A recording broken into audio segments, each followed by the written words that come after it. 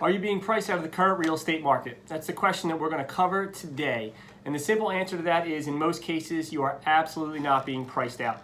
So if you're thinking about buying up, selling to downsize, don't let the headlines scare you. I keep hearing headlines and hearing people say that most Americans are now unable to afford a home because the prices just keep rising and rising and rising. But if you actually take a good look at the numbers, the evidence shows that owning a home is still more affordable than renting in most markets across the country. And that is driven by the low interest rates. The low interest rates are keeping monthly payments about 23% lower than a typical mortgage payment has been over the last 20 years. So then you would wonder, why is everyone talking about homes being unaffordable? And the simple problem is that most analysts don't take all the factors into consideration. They're only looking at two of the three major factors to determine a home's affordability, and that's price and income.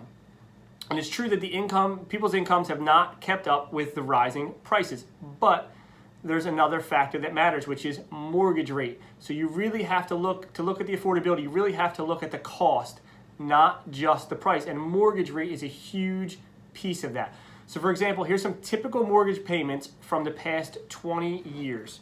You go back to 2000, you were at $1,100. 2006, $1,309. 2012, just after the crash, all the way down at $575.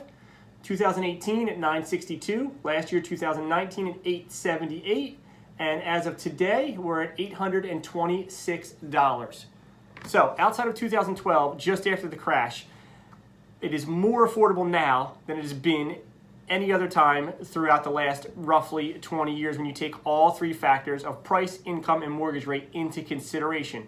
So again, if you're a first-time buyer, if you're trying to be a move-up buyer, if you're looking to sell and downsize, don't let the headlines and the panic scare you and chase you away from what you want to do. We are short on inventory, so again, if you're moving up or moving down, you have to consider what you can get when you sell, but that's a different factor than whether or not you can afford another property. If you're a new buyer, go talk to a mortgage agent, see a real estate agent. I think you'll be pleasantly surprised in most cases at what you can afford.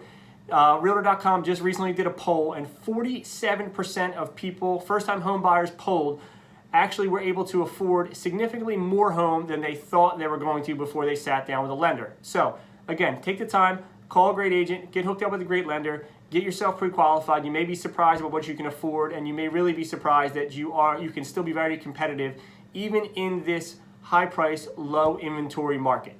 Hope this is informative for everybody. If you have any questions, feel free to drop me a message. Give me a call at 609-425-9428. Again, it's Brian Steer, Blue Helms Real Estate Group. Thanks for watching, guys, and we will see you on the next one.